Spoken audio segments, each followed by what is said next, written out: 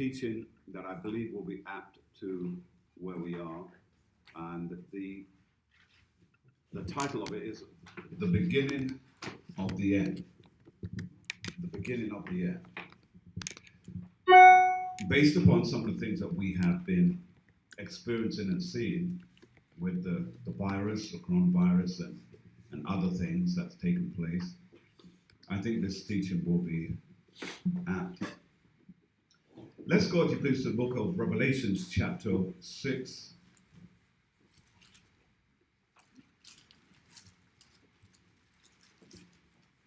And we're going to begin reading at verse 7.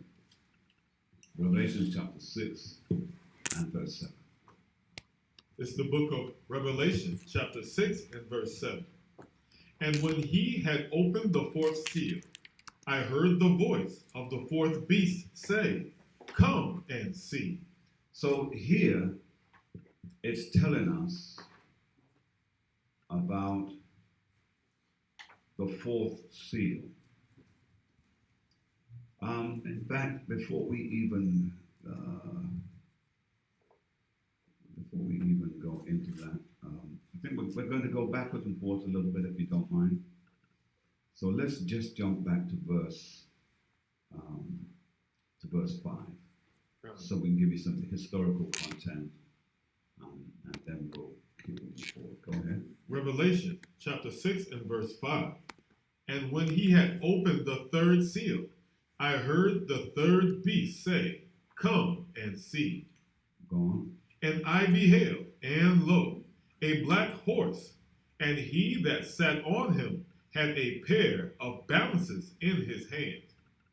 And I heard a voice in the midst of the four beasts say, "A measure of wheat for a penny, and 3 measures of barley for a penny. And see thou hurt not the oil and the wine." Okay, so first of all, let's read the verse that we just read from the beginning, the top verse that we just read. Start all over again. Verse 6. And I heard a voice in the midst of the four beasts say, "A measure of wheat for a penny." Now let's go back to verse 5, please. Verse 5. And when he had opened the third seal, The third seal. I heard the third beast say, "Come and see." Come and see. Now, let's put this in some kind of context. Because remember, we have to use 3 schools of thought to help us to understand the scriptures. We have to use the scriptural rendering that was given to us, because it gives us history. We have to also use world history, because world history is tied to the scriptures. And why do I say that? Because someone will turn around and say, well, you know, we're the church, we don't get involved in history. Well, that's very naive and it's very stupid, in fact. Let's just put that out there right there and then. Because the scriptures is created from world history. That's right. Do you understand that, ladies and gentlemen? It's not the other way around. The scriptures is created from world history, because the things that's happening in the world back in so-called ancient times affected what was written in the scriptures. Remember that even when Yahushua was on the earth, whom the world calls Jesus, it was still the Old Testament.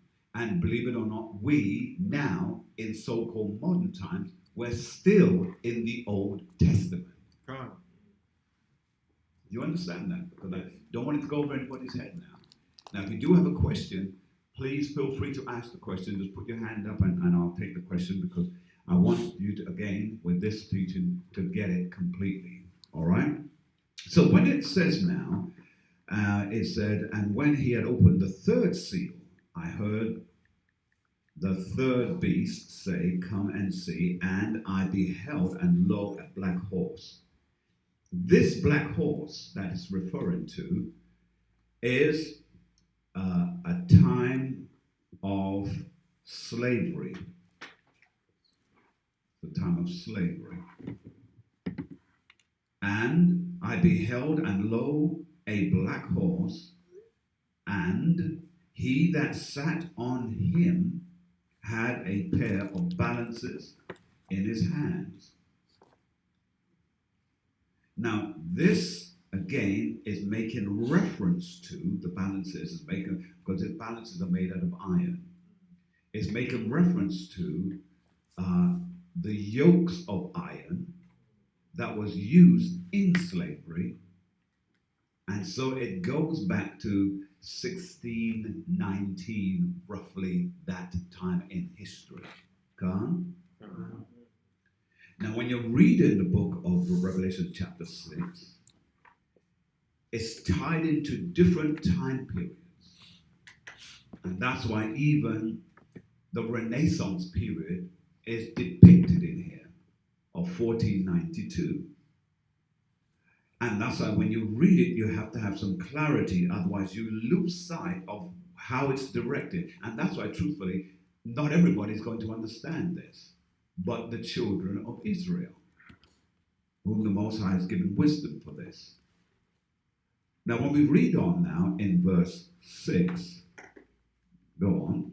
Verse 6, and I heard a voice in the midst of the four beasts, Go on. say, a measure of wheat for a penny, and 3 measures of barley for a penny.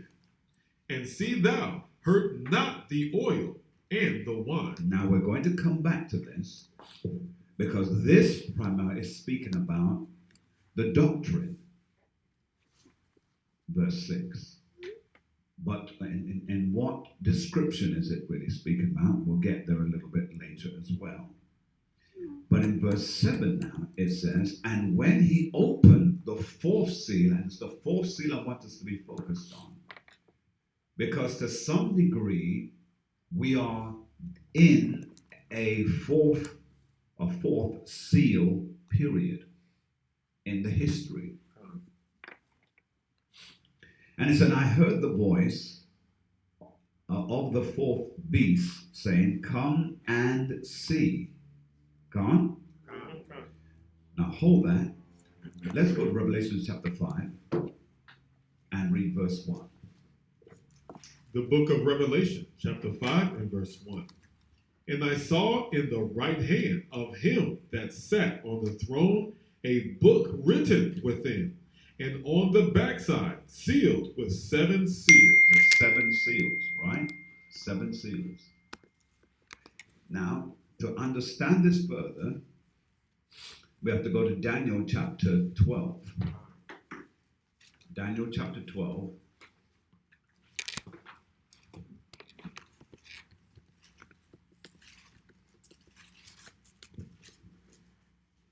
And begin reading for me, please.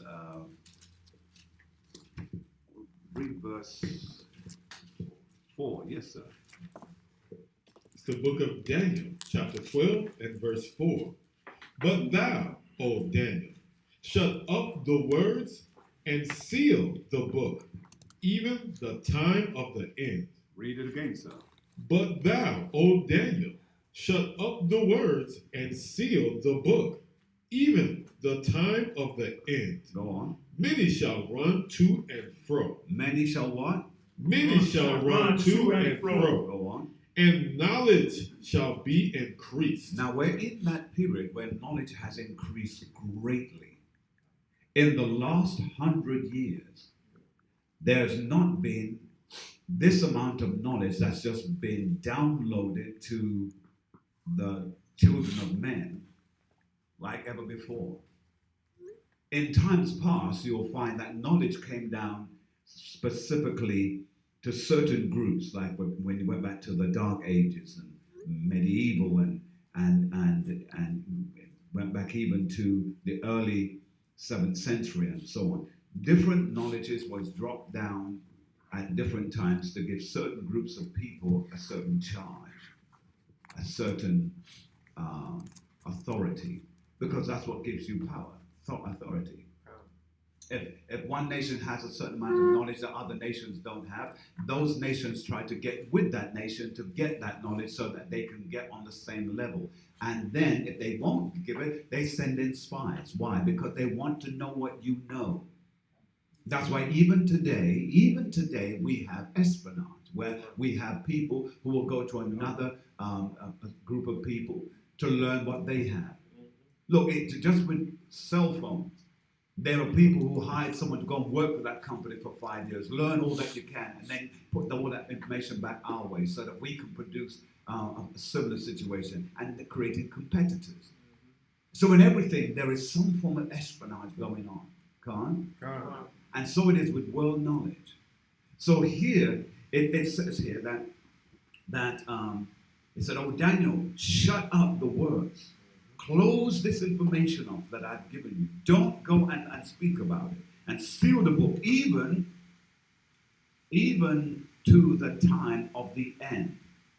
And then it said, "Many shall run to and fro." We see people running to and fro even now. And then it goes on to say, "And knowledge shall increase." Before we go any further, let's go to Peter's. Let's go to 2 Peter chapter 1. 2 Peter chapter 1, and we're going to go to verse 19. 2 Peter chapter 1 and 19. Let's read. The book of 2 Peter chapter 1 and verse 19. "We have also a more sure word of prophecy, whereunto ye do well that ye take heed, as unto a light that shineth in a dark place, Read. until the day dawn, Till that time comes. Go on. and the day star arise in your hearts, Read. knowing this first, that no prophecy No, nothing that has been prophesied. Go on. of the scripture is of any private It's interpretation." not open to anyone's private or personal interpretation. This is information that you have to get with those that the Most High has spoken to drop it down to them. We had an incident yesterday where that gentleman, he was looking this Edomite, he was looking intensely at the information. And after he looked at it, he then went and got his 3 or 4 year or 5 year old, two of them, and he was pointing things out to them. In other words, what he saw, he knew that it is so, and so the only thing that he could do right now was to get his children and let them bear witness by even letting them understand it to a certain degree. Because he knows this is not going to be taught in the schools and the places of academia. It's not going to be taught there.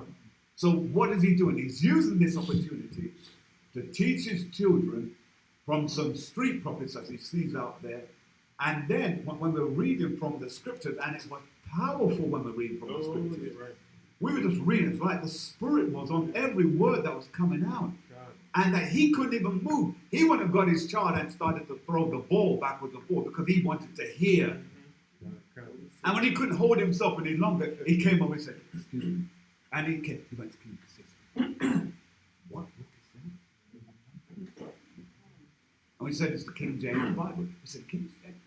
I said, "Yes, the King James, 1611, Apocrypha, yours." And then I went on to say it was something, and he said, "No, I know exactly what you're talking about." Don't think these people don't know. And don't be surprised if everyone, when I say everyone, I do mean this, everyone is waking up to who you are. That's right. The danger is you now, for those, listen, that's why when our people don't accept the truth, they enjoy that. Good, go back to sea. Because when they get awoken to it, they're now looking, and they're looking around and say, who's got this and who hasn't got this? That's right. This is where we are. And that's why the scripture says, read verse 20 again, 2 Peter chapter 1, and read it again from the top, 19 down. 2 Peter chapter 1, verse 19. "We have also a more sure word of prophecy, Read so. whereunto ye do well that ye take heed, as unto a light that shineth in a dark place, until the day dawn." Because the dark place is where his people have been asleep. That's right. And the light now has come. Scripture says in the book of Isaiah, arise and shine, for the light has come. That's right.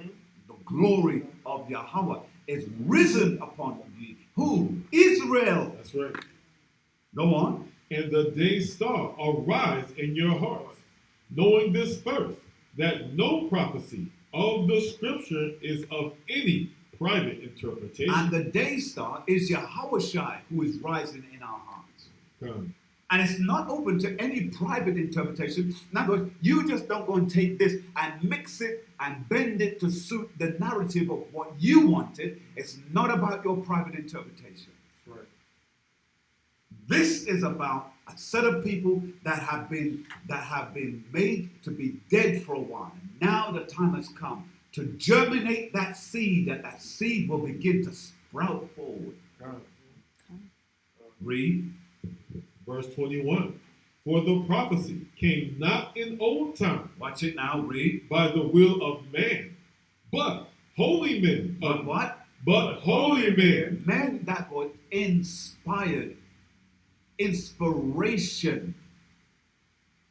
Go on. Of God spake as they were moved by the Holy Ghost. Moved by the Spirit of the Most High God.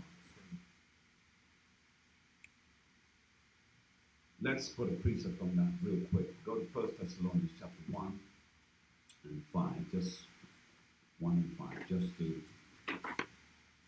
that real quick. Then we'll go back to it. 1 Thessalonians chapter 1 and verse 5. For our gospel came not unto you in word only. You see that? He says, for our gospel. That's right. Not everybody's gospel. He's speaking in an exclusive manner. For our gospel. Read it again, sir. 1 Thessalonians chapter 1 verse 5. For our gospel came not unto you in word only, Read. but also in power and in the Holy Ghost and in much assurance, as ye know what manner of men we were among you for your sake. Gone. That's right. This is what manner of men we were among you. Until we were bashed down, broken down, disinherited, lost our heritage. Come. But we're awakened like a force to be reckoned with. That's Khan. Let's go back, if you please, to Revelations chapter 5. Let's read verse 1 again. Revelation chapter 5 and verse 1. And I saw in the right hand of him that sat on the throne a book written within and on the backside, sealed with 7 seals. Read, sir. And I saw a strong angel A strong angel, an angel that looked powerful. Read. proclaiming with a loud voice, who is worthy to open the book and to loose the seals thereof? Read. And no man in heaven, nor in earth, neither under the earth, was able to open the book, Read. neither to look thereon. And I wept much, because no man was found worthy to open and to read the book, neither to look thereon. And one of the All right, elders. stop there. Let's go to Proverbs. Let's precept that. With Proverbs chapter 2 and verse 6. Proverbs chapter 2 and verse 6. The book of Proverbs, chapter 2 and verse 6. For the Most High giveth wisdom, out of his mouth cometh knowledge and understanding. So he giveth wisdom, and out of his mouth we gain knowledge and we gain understanding. If we read the next verse, read. Verse 7. He layeth up sound wisdom. So he puts aside. Layeth up means obviously put aside. But he says he layeth up. Sound wisdom He continues to lay up sound wisdom for what? for righteous. For righteous. Read. He is a buckler to them that walk uprightly. And he's a buckler to those who walk uprightly. Let's read on. Verse 8. He keepeth the paths of judgment and preserveth the way of his saints. And our way is preserved. That's why with all of these viruses going on right now, his people will be preserved. Regardless of whatever's going on. We will be preserved. All right, let's go back, if you please, to the book of Job, chapter 32. Job 32. And we're going to read verse 8. 32 and 8. The book of Job, chapter 32 and verse 8. But there is a spirit in man, and the inspiration of the Almighty giveth them. Oh, I love that word, inspiration. Read it again. Job chapter 32 verse 8. But there is a spirit in man. Read.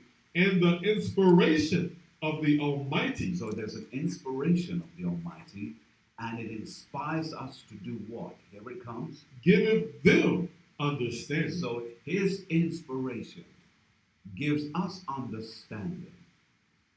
And that's why, do me a favor, hold that, run back to Proverbs, because I want to make sure that everyone sees the correlation. Proverbs chapter 2 and 6. Proverbs chapter 2 and verse 6. Watch it now, read. For the Most High giveth wisdom out of his mouth. Wisdom out of his mouth, go on. Cometh knowledge. Cometh what?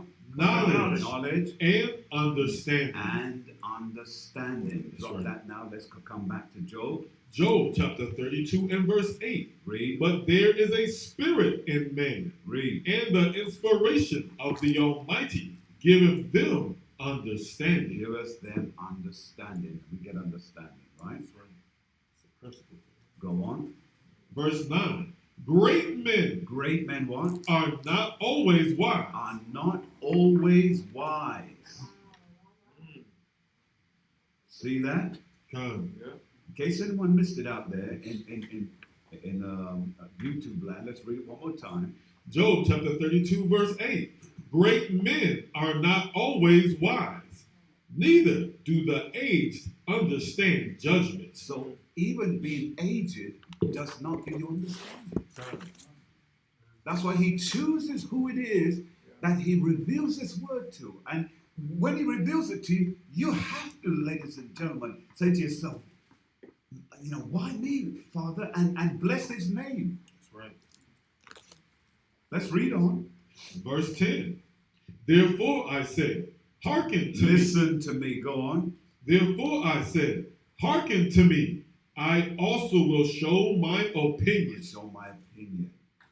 Now let's look at the word inspiration, because we see that word come up. The word inspiration is to fool someone, to fool them or to fill them to be creative. And here's the other word that comes with it. It's the second law. Not only to be creative, but to also be animated. Now, for those of you that are not used to that word animation, you should be, because that's why you like watching cartoons. Because cartoons are called animation. Animation in the cartoons, what does that do? That makes something come alive. That's right. When they use pencil drawings and they set it up in such a way, it begins to do what? It begins to what? It's flash tell the story books. Come on. So that's what animation does. It comes alive and it makes everything becomes movable. Even makes it speak. That's animation. Thank you very much.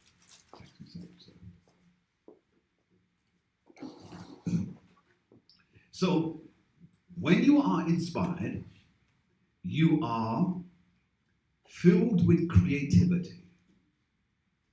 When you are inspired, you are animated to life. You come to life. That's right. So then when we go to the book of Luke, chapter 23 and verse 45. Luke 23, 45, please.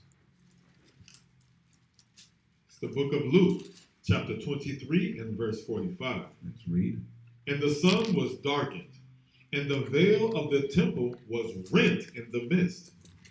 And when Yahushua had cried with a loud voice, he said, Go on. Father, into thy hands I commend my spirit. So, we have to make sure that we commit ourselves to the Father. Our spirit must be committed to him. Khan. The same way that Yahushua committed his spirit to the Father, we have to do likewise. Now, in doing that, now jump to Luke 24. Luke 24, and let's go to 40. Let's begin at 44. Luke chapter 24, verse 44. Read. And he said unto them, These are the words which I spake unto you Watch it now. while I was yet with you, that all things must be fulfilled, which were written in the law of Moses. So everything that you are now experiencing, ladies and gentlemen, you are seeing it fulfilled before your eyes. Come. Things that you read in the scriptures and you wonder, well, when did this happen? Who would have thought now, ladies and gentlemen, that there's a virus running through the world, killing off the population at the rate that it is? Mm-hmm. Who would, if you, listen, this would have been one of those type of James Bond type movies where someone's running around trying to find the virus to heal the nation. That's right. You're seeing it in action here. But go on. And in the prophets and in the Psalms Go on. concerning me, Go on. then opened he their understanding, that they might understand the scriptures. That's the key that I want you to get to. Come. He said, then opened he their understanding, that they might understand the scriptures. That's why you're understanding the scriptures now. Because he's opening your understanding. Your understanding is opening right now and you're getting it because he is doing it. He's opening your understanding. That's right. Are you seeing this, ladies and gentlemen? Come. Back to Revelations chapter 6 and 8. Revelations chapter 6 and 8. Did I see a hand? Oh, I thought I saw a hand. No. Revelation chapter 6 and verse 8. Let's read, please. It's the book of Revelation, chapter 6 and verse 8. And I looked, and behold, a pale horse, and his name that sat on him was Death. And hell followed with him, and power was given unto them over the fourth part of the earth, to kill with sword, and with hunger, and with death, and with the beast of the earth. All right, now, here it's describing a particular group of people. It said, and I look and behold a pale horse, and his name that sat on him was Death, and hell followed him. Now, when it uses the word and hell followed him, what that means is, in fact, I'll tell you. Right, all right. See, I see one hand there. Any other hands? There's a few more hands. All right. All right. Go ahead, sir. Condition. Condition? No, it's not condition. Destruction. It's close, but not really. It's close, but not really. God. Destruction. What's it? Destruction. Destruction? Again, you're close, but not really. Anyone else? What is the hell here? We know who the death is, but what's the hell? Because it says, and hell followed. And you see, this is why, again, in Christianity, there is a belief that hell is a place Well, how is hell following death here? See? All right, go on. Remember what I said? Oh, no, get rid of it. Well, go ahead over here. Hell, yes, it is a condition. Yes, it is. But that's kind of not the condition that I'm looking for. He said destruction, kind of there. All right, you first, and then you go ahead. Would it be war, famine, and pestilence? Again, that's a condition. That's a condition. Go ahead. No. It is referring to him, but not in that way. All right. Hell is the grave. Hell is the grave. Because if death turns up, then there's going to be a whole lot of graves around him. Come. So let's see if we can make sense of this. So let's go to Malachi chapter 1. Let's go to Malachi chapter 1. Malachi chapter 1. Let's go run out there. And let's begin at verse 4. Malachi chapter 1 and verse 4. Read.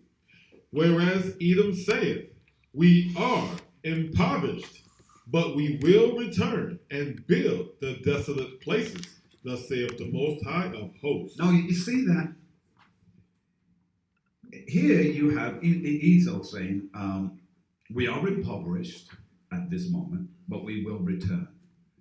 In every movie that I've watched with Esau, he always seems to always come good at the end. Come on.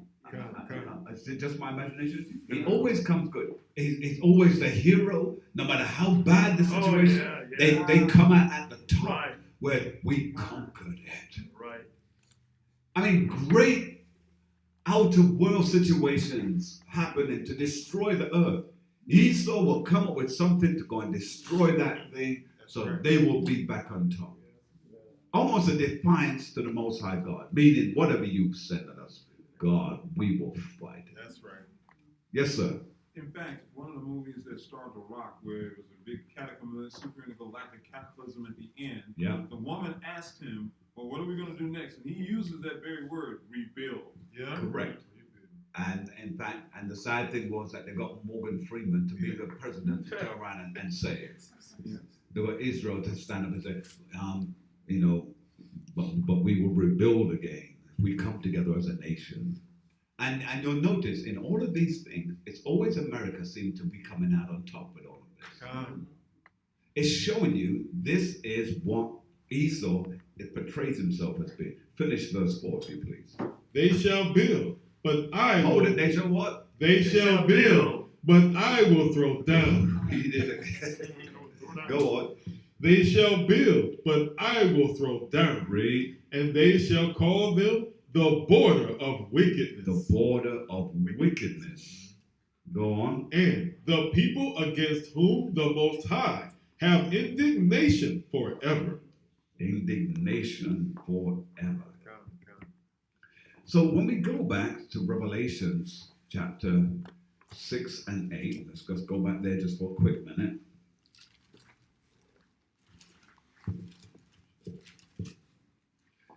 Revelations chapter 6 and 8.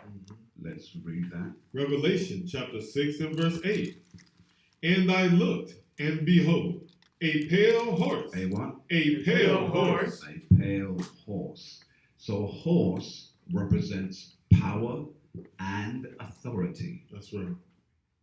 Anyone who has a horse, it's power and authority. Now, how do we know this? Because look at this, ladies and gentlemen. Going back to the time, the so-called Wild Wild West, if you stole somebody's horse, they'll hang you. Yeah. That was like, you murdered someone. Because a horse was someone's power. It was what got them from their A to their B. All right, let's go to Ecclesiastes chapter 10 and 7. Ecclesiastes chapter 10 verse 7. Let's go there.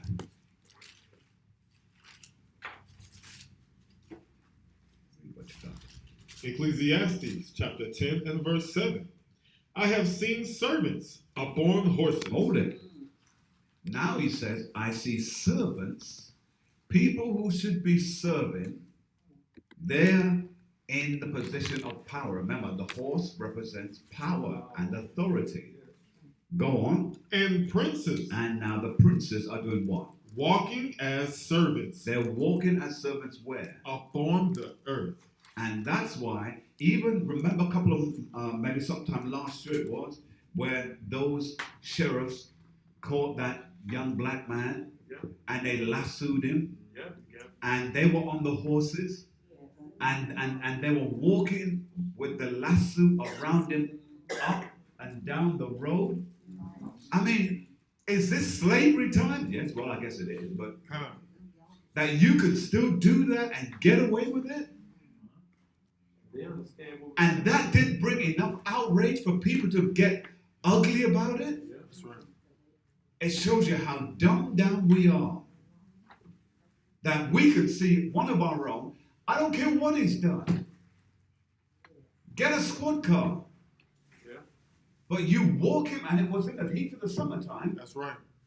Walking him in the hot sun with a lasso around him.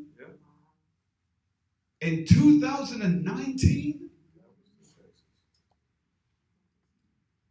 that's mind-blowing. That's right. And what country would you see this? Only here in America, only here in Babylon. Mind-blowing, absolutely mind-blowing. I don't know what to do.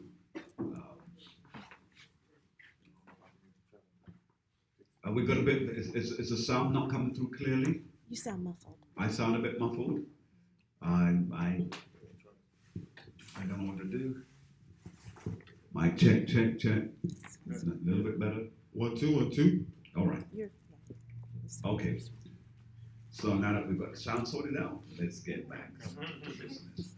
All right. So it said we see servants on horses and princes walking. That's mind-blowing. Go to Deuteronomy 28 and 43. Deuteronomy 28, 43. It's the book of Deuteronomy, chapter 28 and verse 43. The stranger that is within thee shall get up shall get above thee very high. Now you're seeing this. The strangers that are above us, that are with us, they will get above us, and not just get above us, it said get very, very high. That's right. And when someone's on a horse, what do you do when you're speaking to them? You look up to them. It's a continual position of supremacy. That's right. Finish it, sir. And thou shalt come down very low. And we will come down very low. Revelation chapter 17 and 3. Revelations chapter 17 and verse 3. The book of Revelation, chapter 17 and verse 3. Read. So he carried me away in the spirit into the wilderness, and I saw a woman sit upon a scarlet-colored beast. So here we have now a woman, which is a form of a power, sitting on a scarlet-colored beast. And you have to watch the timing now. Follow me closely. This woman is sitting on a scarlet-colored beast. So she is, remember what we know is that sitting on a horse means your power, your authority. And what else does it say? Full of names of blasphemy. Full of names of blasphemy. Having 7 heads. 7 what? 7 heads. 7 heads. And 10 horns. The 10 horns. The 10 horns that is speaking of here is those who are in the common market. And what's the other? What's the other one called, ladies and gentlemen? The EU. The EU Common Market and the EU. All right? The European Union. And so, let's see if we can break this down a little bit. The 7 heads are as follows. We'll do it real quick. Or who can tell me what they are? Can anyone? All right, go ahead, let me hear you. You're talking about the United States, you're talking about Britain, you're talking about France, you're talking about Belgium, you're talking about... No. Give it to me in order. Because that way, if you do it in order, you'll always remember it in order. If you do it sporadically, you'll remember it sporadically. So, I want it in order. All right, so the 7 kingdoms, which are the 7 heads, they are... Britain. Let me give it to you in order. Write this down in order, please. Write it down in order. Greece, Rome, Spain, France, Germany, Russia, Great Britain. Again, Greece, Rome, Spain, France, Germany, Russia, Great Britain. You got that? And then we're going to deal with the 10. The 10 horns.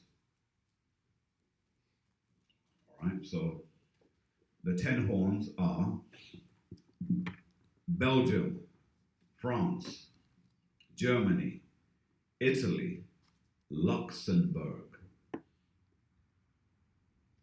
Netherlands, Denmark, Ireland, the UK, and Greece. Those are the 10s. Those are the ones who at least initially stepped in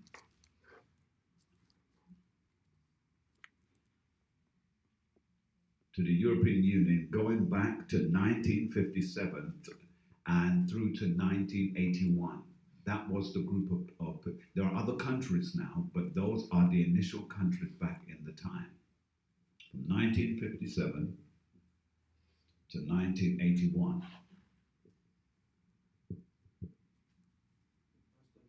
Yes, sir? Can you see the last 10? The last 10, let me repeat it. Belgium, France,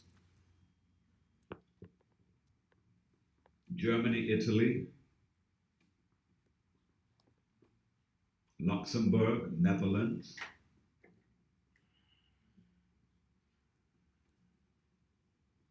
Denmark, Ireland,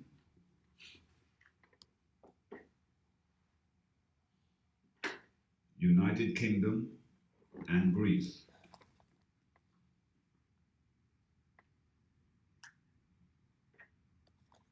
Got that? Yes. All right. Any other questions? All right, good.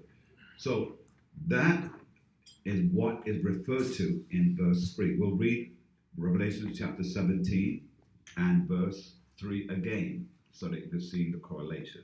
Revelation chapter 17 and verse 3. So he carried me away in the spirit into the wilderness, and I saw a woman sit upon a scarlet-colored beast, full of names of blasphemy, having 7 heads and 10 horns. And 10 horns. So this woman here that is speaking about is going back to, the woman is Babylon the Great, incidentally. Come. Right? And those that follow are those who follow after the ancient Roman Greco Empire. That's right. The Roman Greco Empire. Now, to see the correlation, you've got to go to Genesis chapter 25 and 25. Go there real quick.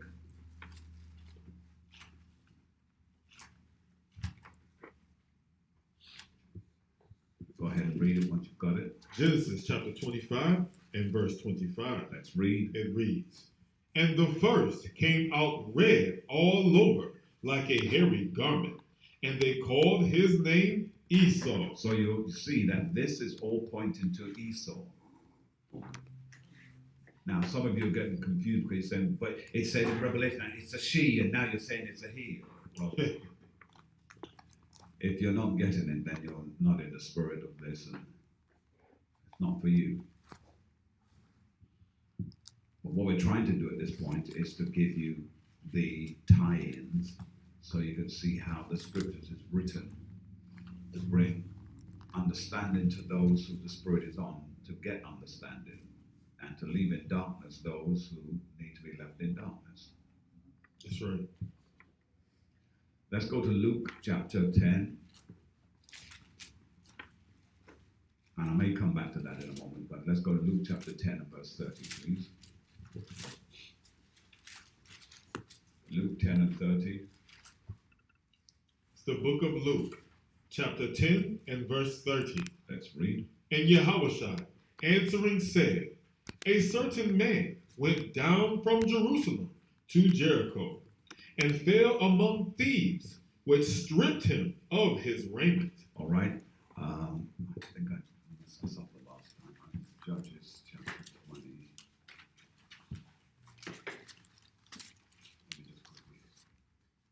Let me just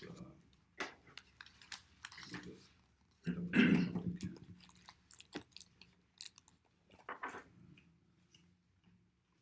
All right. Yeah. Let's leave that alone for now. But continue, please. Luke chapter 10 and verse 30. A certain man, Salaki, and Yahushua answering said, a certain man went down from Jerusalem to Jericho, and fell among thieves, which stripped him of his raiment, Go on. and wounded him, and departed, leaving him half dead. Go on. And by chance there came down a certain priest that way, and when he saw him, he passed by on the other side. On the other side, go to Jeremiah 17 and 4 real quick. Jeremiah chapter 17 and verse 4.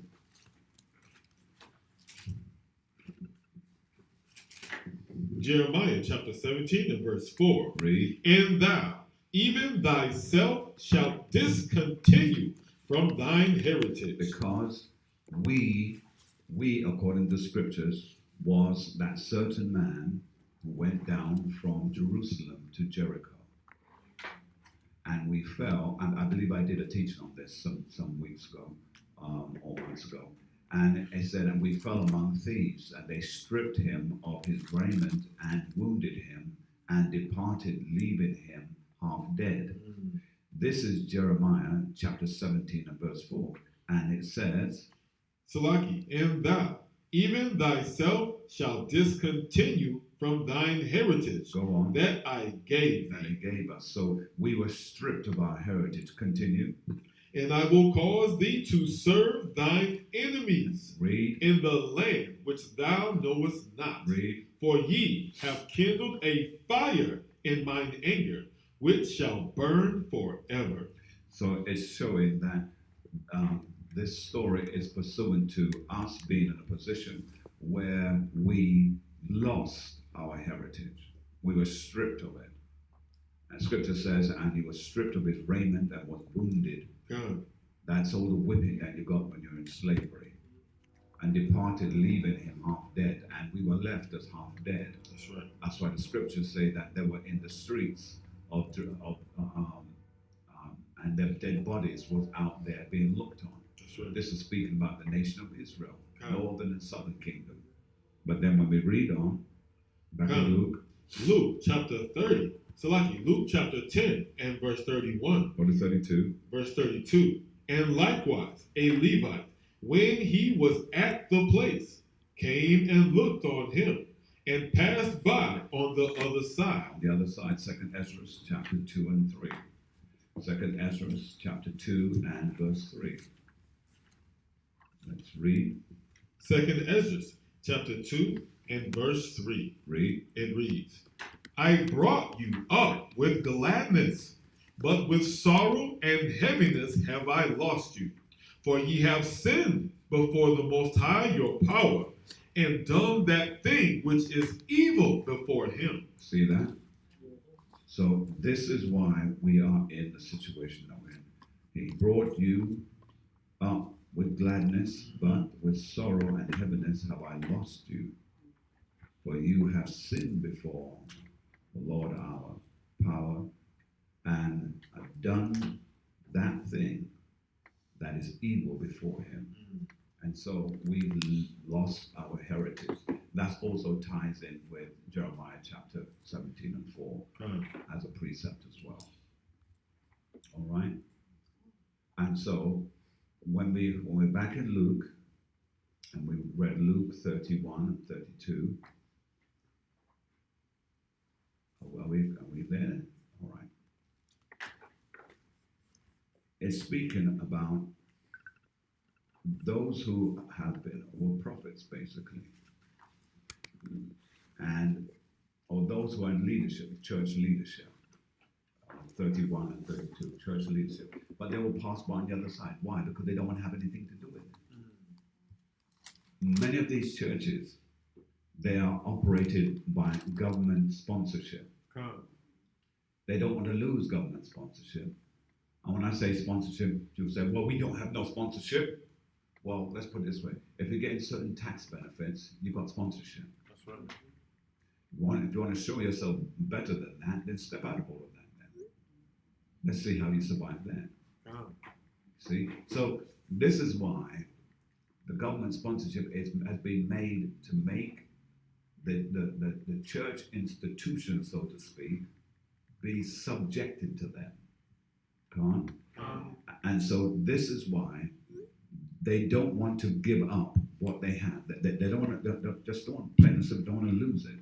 But then when we read in verse 33, let's read what it says now. Luke chapter 10, verse 33. But a certain Samaritan. So the certain Samaritan, we just read about the church leaders who passed by on the other side, which was the priest and the Levite. Come on? But now it said a certain Samaritan. The certain Samaritan is speaking about the prophets. Those who will go out, put their lives at risk, and you go out there to read the scriptures publicly. To call out America from its sin publicly. To read out scriptures against homosexuality and cross-dressing publicly. You put your life at risk. Sometimes we see cars pull over and stop and look in, and we don't know what they're going to do. We don't know what's going on. We have to be on our double watch according to the scriptures. So people think, oh, well, you've got no problems, where you are, you want to bet?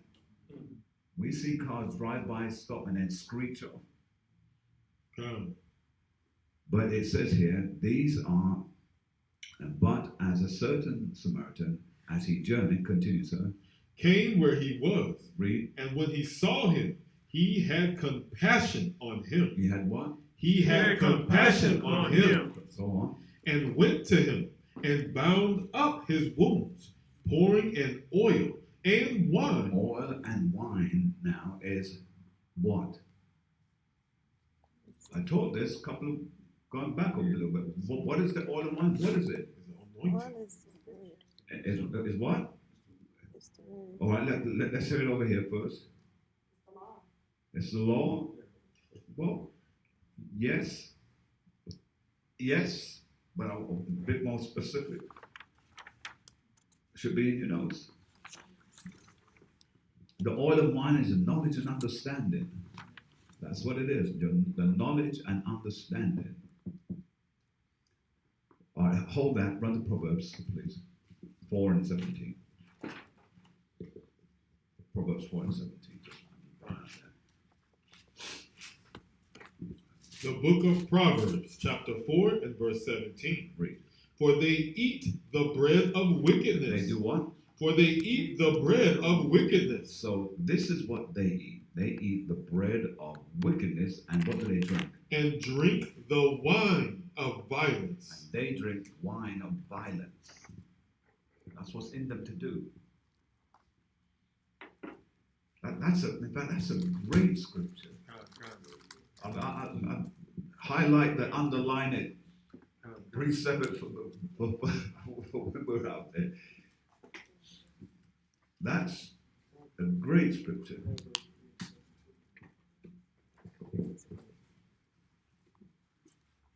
Go ahead. Read it again, sir.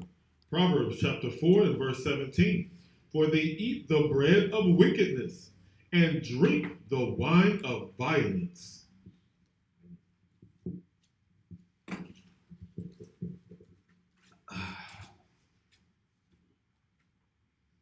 Now, who are the ones who drink that?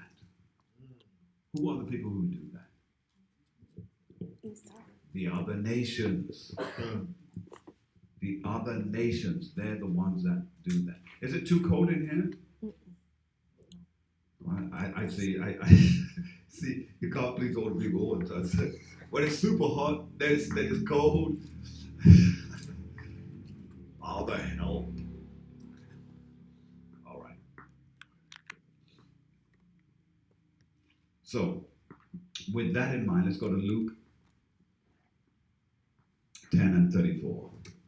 Luke 10 and 34. Let's go back there. The book of Luke, chapter 10 and verse 34. Let's read it again, please. Verse 33. 34. Verse 34.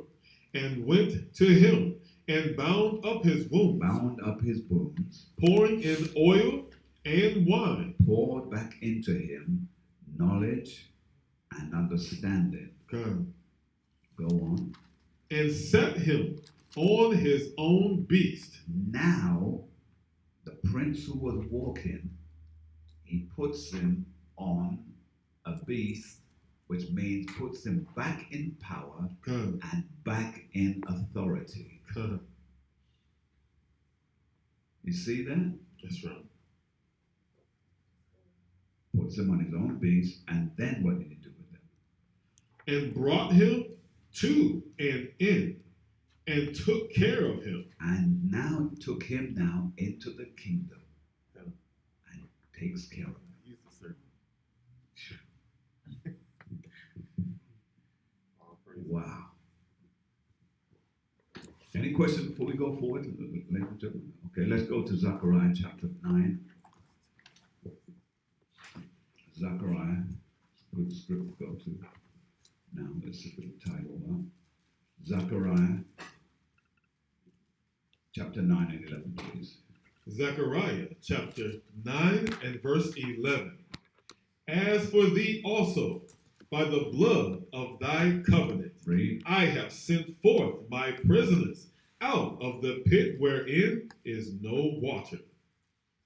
Go on. Turn you to the stronghold, Watch it now. ye prisoners of hope. Watch it now. Even today do I declare that I will render double unto thee. We are the prisoners of hope. We're hoping and trusting that the Most High is going to take us out of where we are and bring us into our position of authority. Read it again for me, brothers. Zechariah chapter 9 verse 11. Come on, brothers, oh, read it. As for thee also, by the blood of thy covenant, I have sent forth thy prisoners out of the pit wherein is no water. Read. Turn you to the Come stronghold. on, read. Turn you to the stronghold, ye prisoners of hope. Even today do I declare that I will render double unto thee. Come on. Brothers. All right. Sisters, it's your turn. Verse 11. And none of this quiet reading now. You know, take up the daintiness. Let's get rugged. Verse 11, then verse 12. Read.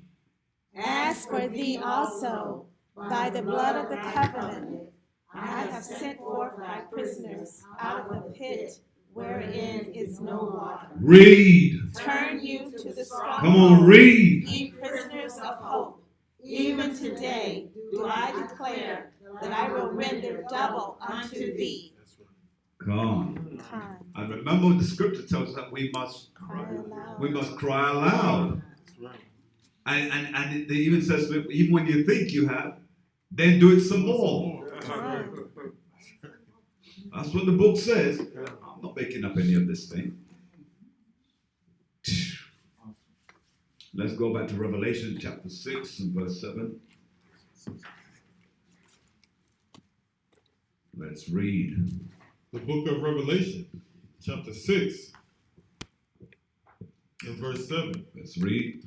And when he had opened the fourth seal, I heard the voice of the fourth beast say, Come and see.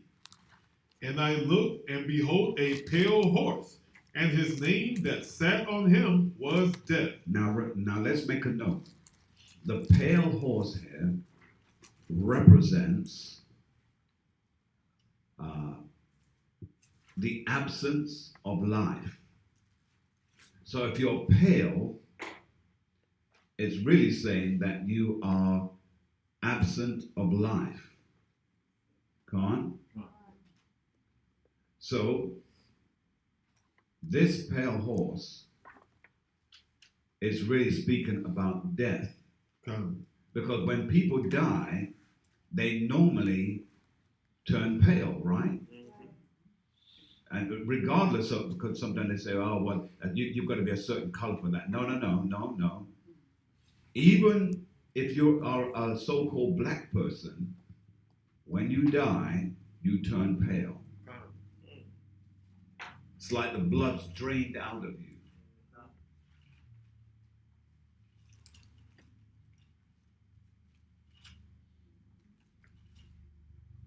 All right.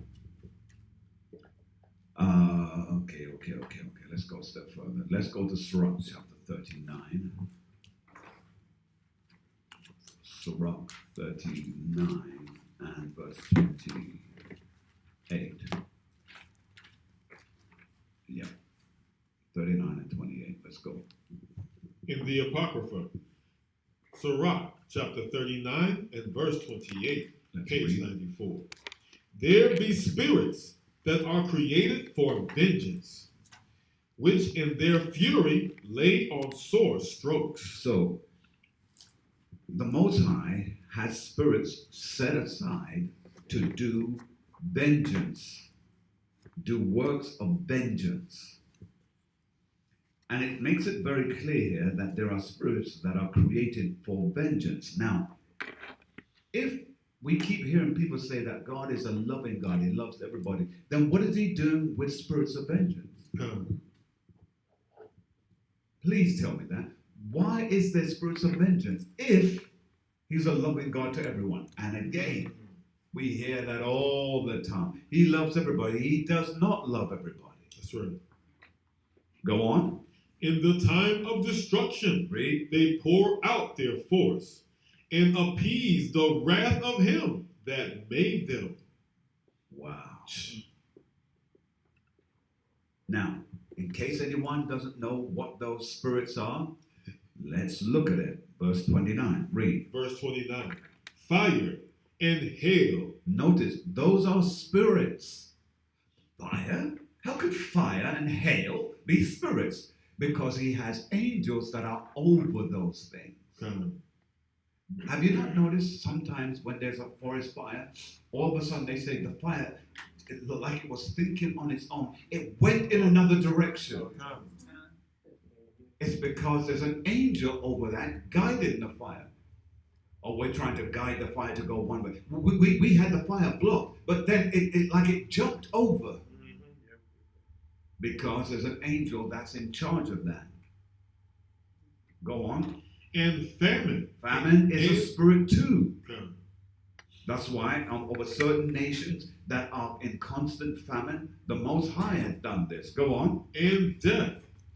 All these were created for vengeance. For vengeance. Go on. Teeth of wild beasts, and scorpions, serpents, and the sword, punishing the wicked to destruction. Punishing who? The wicked to destruction. And you're seeing these things happen right now to the wicked nations.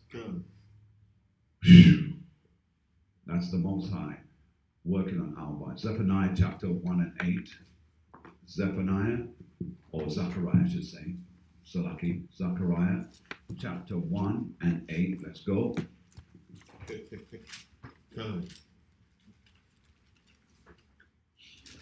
Let's read.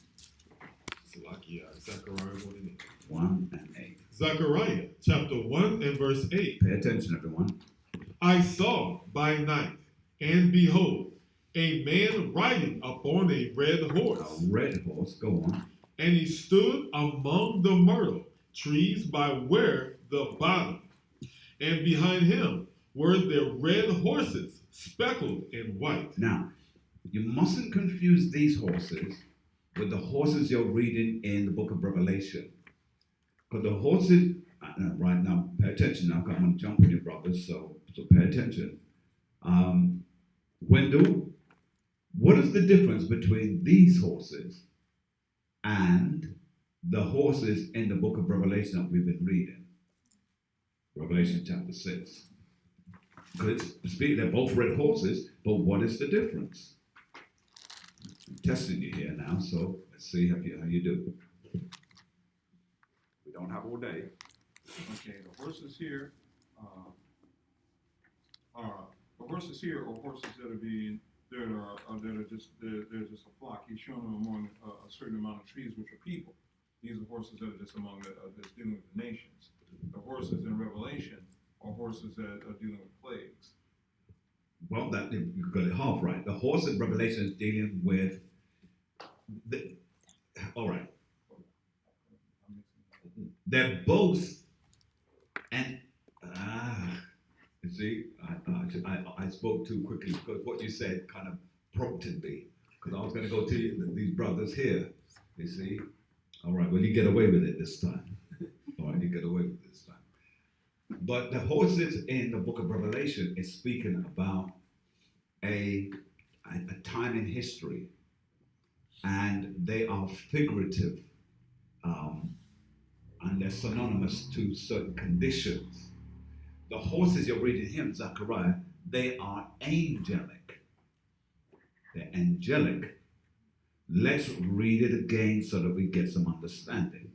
Zechariah chapter 1 and verse 8. Read. I saw by night, and behold, a man riding upon a red horse. Right now, the horse, it appeared to be like a horse, but it's really a chariot.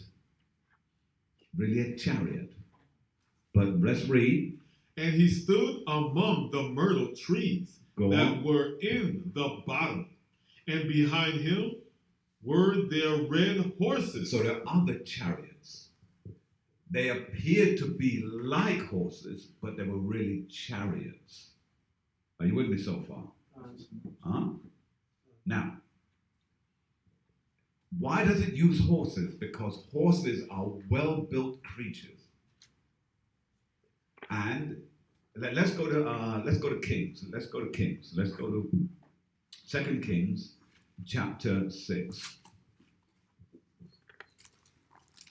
2 Kings chapter 6. Good. I'm going to speed this up just a little bit now for time purposes. I need to be finished. 2 Kings chapter 6 and verse 17. 2 Kings chapter 6 and verse 17. And Elisha prayed and said, Most High, I pray thee, open his eyes. In fact, hold it. Has everybody got that? Because I do need you to have that scripture, otherwise you're not going to have a clue as to what it is we're speaking about. Sometimes I know I do go a bit quick, but I do need you to find that scripture.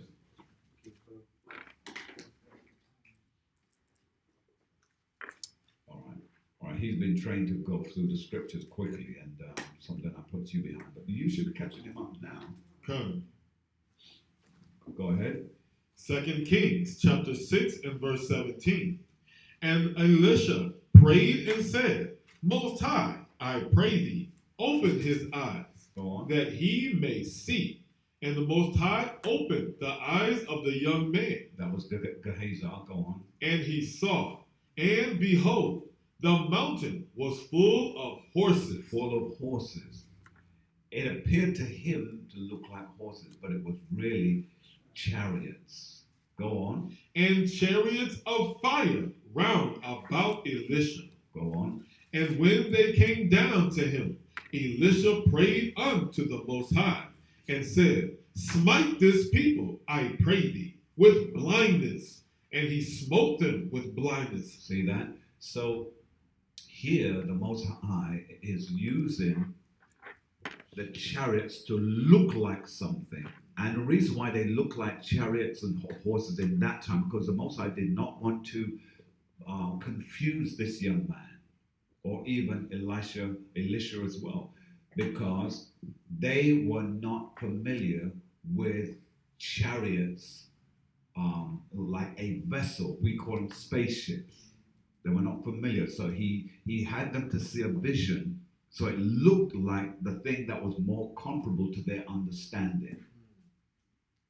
But really, it was in fact a chariot. Are we clear with that, brethren? Right, because we're going to go even further. Go to Joel chapter 2 and 4. Joel chapter 2, and I want everybody to go to these scriptures, because if you don't go there, you won't know how to find it. That's why I keep saying to our brothers that you've got to go to the scriptures, because if you don't, you won't be able to be quick with the scriptures when we're out in the field. Got to start practicing getting that quick hand now. Your hands will guide you through the Spirit if you exercise it. You don't do nothing, you won't get nothing. All right, let's go. Joel chapter 2 and verse 4. The appearance of them is as the appearance of horses. So now it's saying that the men, in terms of their appearance, look like horses. It's not speaking about chariots at this point. That's why you have to, because remember, chariots or horses is always a depiction of power and authority. If you remember that, when you read the horses, wherever the horse is in the scripture, you are seeing power and authority. Now, here's the key now. He's now saying that the men look like the appearance of horses, meaning they look powerful. They were well-built men. Go on. And as horsemen, so shall they run. And they had the ability to have speed with them. When you finish 4, I want you to jump to 7. Verse 7. They shall run like mighty men. So now it's showing you that the same way that horses run with great speed, these men will run with great speed. That's our future bodies. Letting you know how you will be unlike the other nations. Unlike them. They will look up to you. So in this time of plague that we're seeing, the nations are going to be looking up at you. Look, already they know that this virus doesn't affect you in the same way that it affects them. Already they're kind of going, what? These people, they have that type of power? That's right. Where'd they get that from? They already know where we got it from. Pardon my double negative. We ain't like you. Ain't no problem. So, read verse 7, sir. Joel chapter 2, verse 7. They shall run like mighty men. They shall climb the wall like men of war. And they shall march every one on his ways. And they shall not break their ranks. So it's letting you know that we will be unified together. Back to Zechariah chapter 6. And let's read Zechariah chapter 6 and verse 1, please. Zechariah chapter 6 and verse 1. And I turned and lifted up mine eyes and looked, and behold, there came 4 chariots out from between 2 mountains. Now you're beginning to see that the horses now are chariots. Now making it very clear here. That's why in Zechariah chapter 6, it talks about the chariots, the 4 chariots. Now watch what it goes on to say. Read. And the mountains were mountains of brass. The mountains were mountains of brass. They were huge, these chariots. And they were golden. Looking like brass, but golden. Go on. In the first chariot were red horses. So the first chariot, see that? Were red horses. They were powerful, great creatures. Go on. And the second chariot, black horses. The second chariot, black horses. Go on. And in the third chariot, white horses. White horses. Go on. And in the fourth chariot, drizzled and bay horses. Meaning speckled. Come. You got that? Go on. Then I answered and said unto the angel that talked with me, What are these, my Lord? And the angel answered and said unto me, These are the four spirits of the heavens, which go forth from standing before the Lord of all the earth. All the earth. You see that now? That's why when we read in Sirach chapter 39, we don't need to go back there, Sirach chapter 39 and 28, it tells you about these are spirits of vengeance. All right? Now, I hope this is not too difficult for you because, again, we're living in this age, this time now, so it's important that we understand what seal we're in. You see, and if we don't understand it, then how can we, the scripture says we must comfort one another with these words. And how can we comfort if you don't understand it? That's right. That's right. So we go through this so that in your understanding you can be comforted that this is not going to affect you like it's affecting the others. And already you're witnessing that. People are dropping dead by the thousands. And you're still here. You know, who knows if you moved among them and yet the disease has not come nigh thee, according to Psalms 91. That's right. You're living in it. You don't know. We are medical people here. And you medical people, you don't know whether you have touched someone and not even realizing it, and yet still the thing hasn't affected you, but you have come out unscathed. Why? Because there is something in you that the Most High has put to protect you. That's right. You know, you go to shops, we exchange money, we rub shoulders against different people. People are, and you know how people are, they'll cough all up in your face, and it hasn't affected you yet. That's right. It will not come nigh thee. You are his heritage. That's right. And he's not going to let anything affect you that way. Yes, he builds up your immune system, makes you stronger. We just read about how we look like horses. Built. That's right. Speed, power, authority. Come on. Jeremiah 51:19. Go ahead and read it, sir. Got to Jeremiah chapter 51 and verse 19. The portion of Jacob is not like them, for he is the former of all things. Oh, you're just going to have to read that again, doctor. Jeremiah chapter 51 and verse 19. The portion of Jacob is not like them, for he is the former of all things. And Israel is the rod of his inheritance. The Most High of hosts is his name. Is his name. Selah. Let's go to Revelations chapter 6 and 3. Let's get back to this red horse for a little bit, shall we? Revelations chapter 6 and verse 3. It reads, And when he had opened the second seal, I heard the second beast say, Come and see. And there went out another horse that was red. Mind you, the study of horses is called hippology. Hippology. Hippology is the study of horses. Hippology.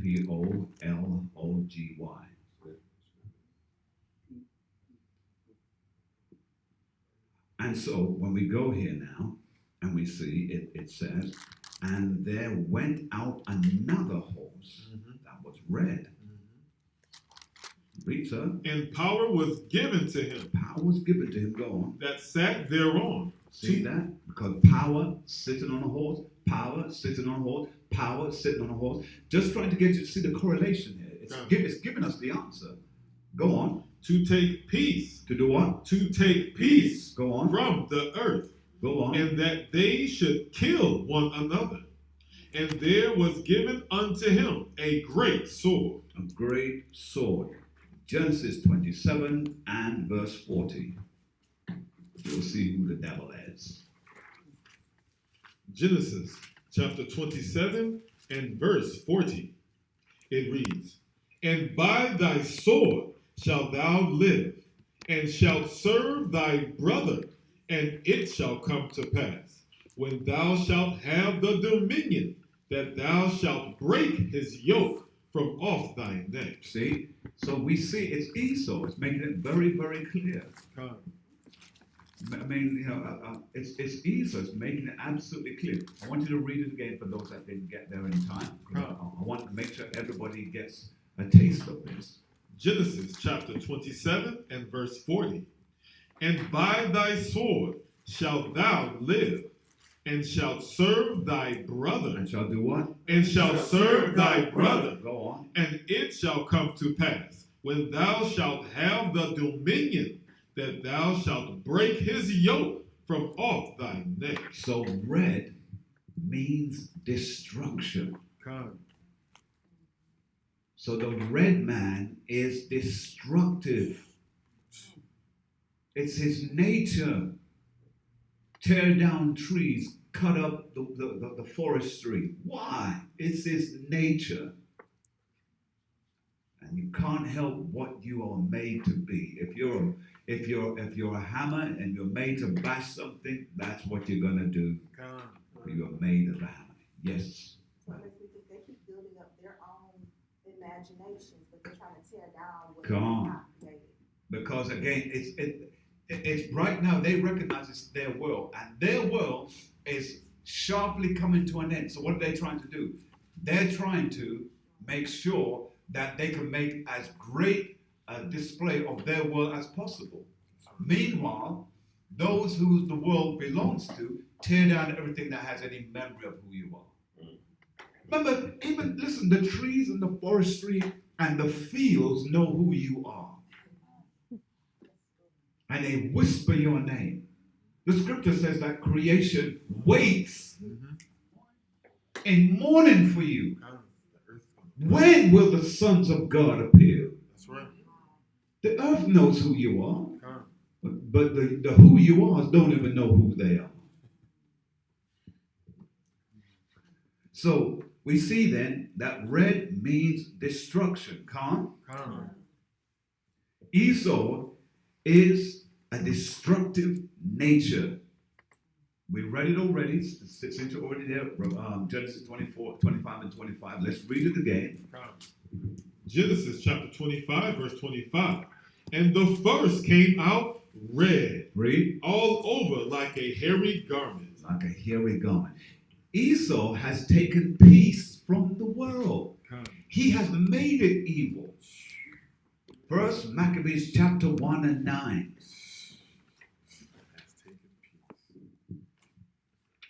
First Maccabees chapter 1 and verse 9. It's in your apocrypha, and that's page 114. And after his death, they all put crowns upon themselves. All of Esau put crowns on themselves because there's no God to put crowns on them. So they put it on themselves. We have a distinctive royal pedigree. So the in our bloodline is true sovereignty. That's right. Why do you think Yahushua comes from the tribe of Judah? Sovereign. Why do you think that in Benjamin Saul was a sovereign bloodline as well? Because it runs in us. Go on, finish it, sir. So did their sons after them many years. They copied them. Go on. And evils were multiplied. It didn't say evil, but evils, as in many, were what? Were multiplied in the earth. In the earth. Notice it didn't say the world, because it's now letting you know this is all over the earth. This is taking place. Zechariah chapter 6 and 2. Let's get back there. Zechariah chapter 6 and 2. I may not get back to Daniel today, but at least you kind of understand the idea of it. Zechariah chapter 6 and 2, let's go. Zechariah chapter 6 and verse 2. In the first chariot were red horses. With what? Were red horses. Go on. And in the second chariot, black horses. Black horses. All right? Hold the black horses now. Let's go to Revelation chapter 6. And we're going to read verse 5 through to 6. Revelation chapter 6, verse 5. And when he had opened the third seal, I heard the third beast say, Come and see. And I beheld, and lo, a black horse, and he that sat on him had a pair of balances in his hand. That was when we were taken into slavery. Come on. And I heard a voice in the midst of the four beasts say, A measure of wheat for a penny, and 3 measures of barley for a penny. Right now. And go ahead and finish it so I don't interrupt you. Go on. Come. And see, thou hurt not the oil and the wine. So, notice what it's letting you know. A measure of barley for a penny. Now, really why you got to get that, because it means this. And in fact, all right. Yes, sir. You can see you're up on deck. Yes, sir. You're going to be good. It says a measure of barley for a penny. Now, you're going to get a lot of barley for 1 penny. What does that basically say? If you get a lot of something for a little money. It's going to be a lot of Israel coming back. No, don't overthink it like that. But you're going to get a lot of barley for 1 penny. You're going to get more of a thing than what it's worth. Right. I'm basically giving you the answer anyway, so I You're don't just know going why. to get back abundant. You're getting your money worth it. Say that again? You're getting your money worth it. You're getting more than your money's worth. Come on. So with this, what you're seeing here, Israel got more barley than what it was. In fact, you should have paid more than a penny for it. But the Most High gave you much, much more for less. Why? Who said that? Who said that? Go ahead. Say what you just said. Giving you back double. Giving you back more than what you had before. Come on. And then it says, and see that you hurt not the oil and the wine. In other words, in fact, before I answer that, go to Ezekiel chapter 4 and 11. Ezekiel chapter 4 and 11. Right. Ezekiel 4 and 11. Ezekiel chapter 4 and verse 11. Thou shalt drink also water by measure, the 6th part of a hin. From time to time shalt thou drink. Read. And thou shalt eat it as barley cakes, and thou shalt break it, Salaki, thou shalt bake it with dung that cometh out of man in their sight. Read it. And the Most High said, even thus shall the children of Israel eat their defiled bread among the Gentiles, whither I will drive them. See that? That shows you how debased we became. I mean, the Most High, He's just wonderful. How He sets us up in such a way. Wow. Isn't that something? Now, okay, for time purposes, I'm trying to finish this off now. But so it's showing you that that this word would be given to us abundantly for less than the cost. The barley is the word. it will be given to us abundantly for less than the cost. Come. You got that? And it says, see that you hurt not the oil. That's us. Don't hurt us. Don't harm us now. Even throughout the scriptures, he disguises who we are in terminologies like the oil and the wine, so that the other nations can't know who's he speaking about. That's right. But as we read, the scripture said, but he gave us the understanding. Didn't we read that earlier on? Come. We have the understanding. We know who we are. Oh, this thing.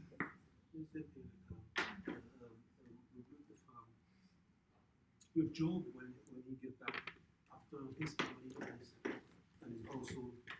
Right. After Job was restored, he got double for all his trouble.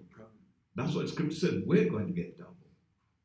And we're going to render double unto those for what they did to us. So everybody's going to get a taste of double. Come. Zechariah chapter 6 and 2. Let's go back there. Let's read that one more time. Let's read. Zechariah chapter 6 and verse 2. Read. In the first chariot were red horses, and in the second chariot black horses. Black horses. Okay, finish there. Yes, sir. All right, go to Revelations chapter 19 and 11, please. Revelation chapter 19 and verse 11.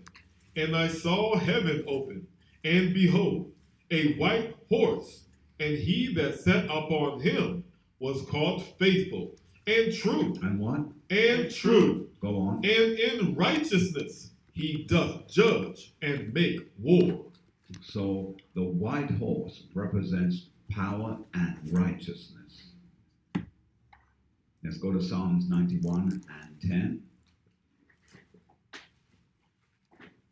Psalms 91 and 10. Psalms chapter 91 and verse 10. Let's read. There shall no evil befall thee, neither shall any plague come nigh thy dwelling. See that?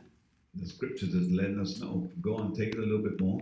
For he shall give his angels. You give what? For he shall give his angels Give his angels, go on. charge over thee to keep thee in all thy ways. So the angels that are protecting you are the angels of righteousness and power that we read in Revelation chapter 19.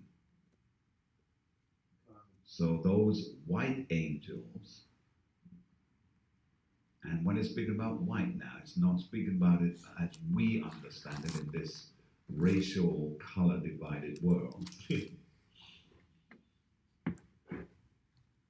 got that? From there, let's go to Psalms, still staying Psalms for a quick moment, 34 and 7. Psalms 34 and 7.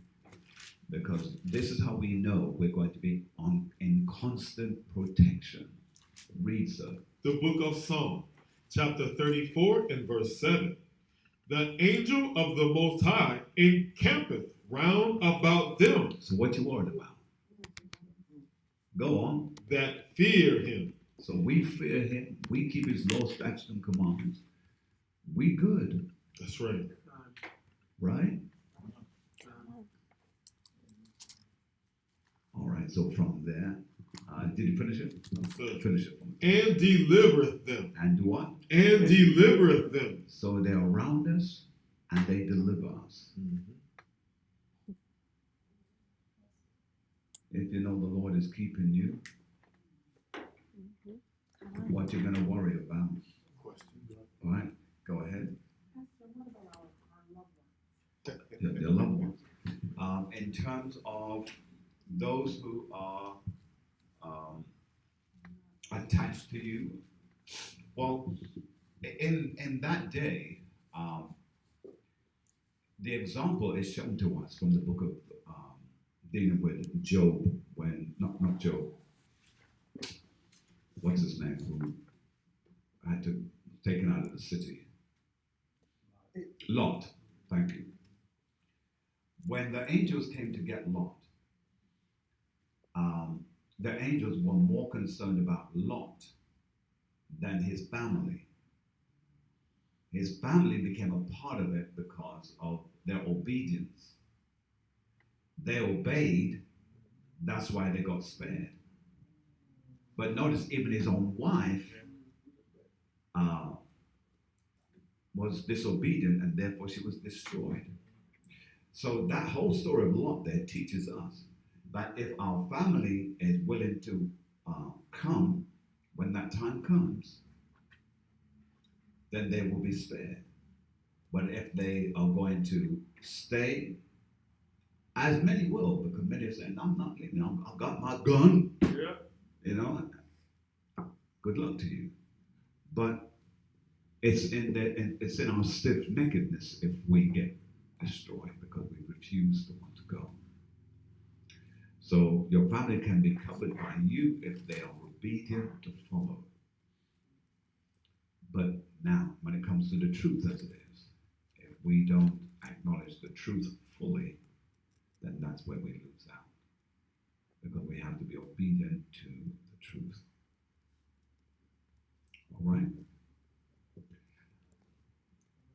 So, if I was to say to you, has anyone told their families about being in the truth? Then you say, yes, I have. What are your family going to do? And you'll see their own actions often cause them to be defeated because they know of it, but they're locked into the Christianity that they're in, or their mindset, what they believe is going to save them. All right. Any other questions from anyone else? We're nearly finished. Just got a couple more scriptures, literally, and then we'll be finished here. All right. Let's go back to Zechariah chapter 6 and verse 3. Zechariah chapter 6 and verse 3, it reads, And in the third chariot, white horses, and in the fourth chariot, drizzled and bay horses. Right, so the drizzled and bay horses. They, again, if you study hippology, it explains to you what different horses, their strengths are. There's a term that they use for those horses. They call them duffels. They call them, some of them are called gray duffels. They like gray horse, silvery gray with like white spots on their lower section. Beautiful creatures, but they're like a mixed breed, so it makes them super strong. All right, let's go to verse 6. Verse 6, The black horses which are therein go forth into the north country, and the white go forth after them, and the drizzled go forth toward the south country. Go forth where? Toward the south country. Go on. And the bay went forth, and sought to go that they might walk to and fro through the earth. Doing what? Walk to and fro through the earth. Now, they are going to and fro throughout the earth because their job is to go and collect his people. They're the rescuers.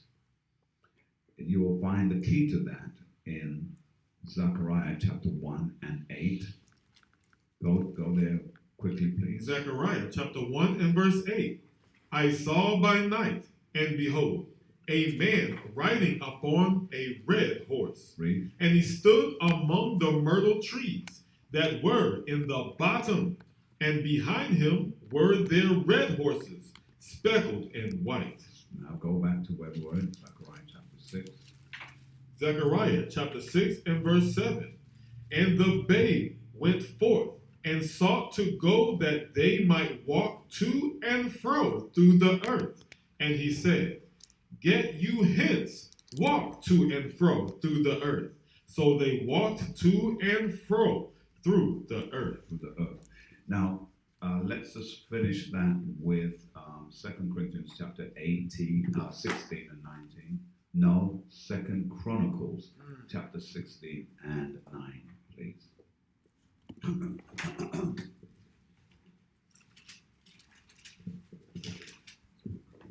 2 Chronicles, chapter 16 and verse 9. For the eyes of the Most High run to and fro. Hold it. See that? Go ahead. For the eyes of the Most High run to and fro Go on. throughout the whole earth, to show himself strong in the behalf of them whose heart is perfect toward him. Towards him. Go back to Zechariah chapter 6 and 7. Read it again. Zechariah chapter 6 and verse 7. And the bay went forth and sought to go that they might walk to and fro through the earth. And he said, Get you hence, walk to and fro through the earth. So they walked to and fro through the earth. Now, this is why this is kind of mixed up a little bit, because it's showing you where they're going to be rescuing and saving those who are scattered throughout the earth. But in verse 8, it now goes back to the black horse, and the black horse, it tells you where he's going to have slavery, and that's what that part is about. Just read verse 8, and then we'll stop here for the time being. Zechariah chapter 6 and verse 8.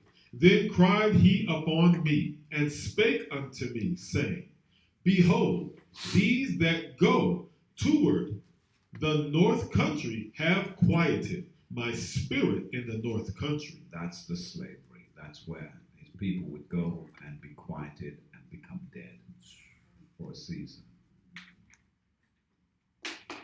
That's why you've got to read Zechariah with the book of Revelation. Now you see how the two books correlate?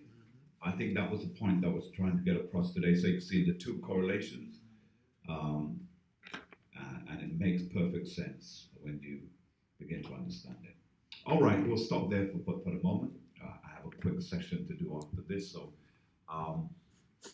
if there's any question for anyone online or anyone within our present audience, people, feel free to ask those questions. Anyone? Yes, go ahead. The kind of horse also speak to, So I didn't hear you. the kind of horse also back in Genesis when. I didn't hear that. No. What did you say? What? No. What did she say? She was saying The kind of horse. the kind of course. Okay. The kind of The course. kind of course. Horse. Being speckled or being. Got you. All right. When All you right. said it had superpower. Yeah. It made me think about in Genesis when, because of the character's name, Rebecca's son. Take your time. It's good. Israel, Jacob, when he was leaving Laban, and he took the speckled or the different horse, and they grew and they were like Right. more powerful because Come. Laban was trying to prevent his Absolutely. family from leaving. I kind of knew you were going there, but I wanted to hear you say it because I don't like put words into people's mouth, because sometimes then they ask a question which is off point. But yes, absolutely, man. Showing that this kind of horse, even throughout the Bible, has done the same thing because it was a to and fro Come on. away from Laban Come on. to his own land. Well, the scripture calls us the great speckled bird. It's in the scriptures. I don't remember where that scripture is. In fact, let me see if I can find it for you. Speckled bird.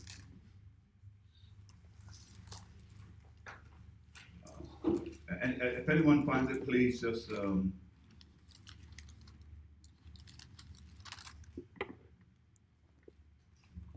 speckled bird.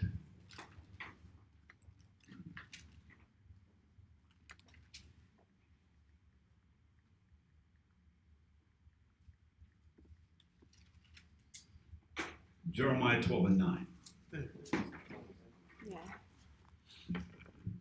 The book of Jeremiah, chapter 12 and verse 9. It reads, Mine heritage. See this? Got to catch us now. My heritage, read, is unto me read, as a speckled bird. as a speckled bird. Go on. The birds round about are against her. And the other birds are against her because she doesn't look like them. That's right. You see, they all have one color, but this one has the color of all the nations. Why does this bird have the colors of all the nations? Because we've been mixed into all of you. Go on. Come ye, assemble all the beasts of the field. Read. Come to devour. Come to devour. Now watch what it says next. Read. Many pastors have destroyed my vineyard. They have trodden my portion underfoot. Read. They have made my pleasant portion a desolate wilderness. Come on.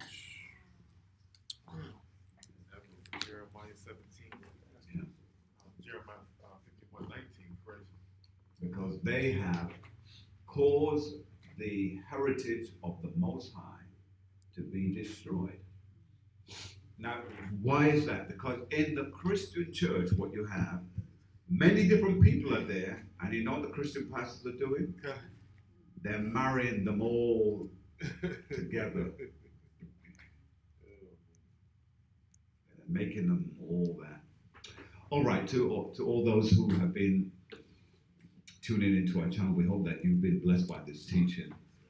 We know that you could have been with other channels to watch, and I hope that you do watch other Israelite channels from time to time to learn, because we are here for the governance and the instructions of our people. That's right. This is not a franchise unto one. It is for us all. That's right. And so we want to continually ask you, please help us to reach 10,000 of our people within these next few months that we're working with right now.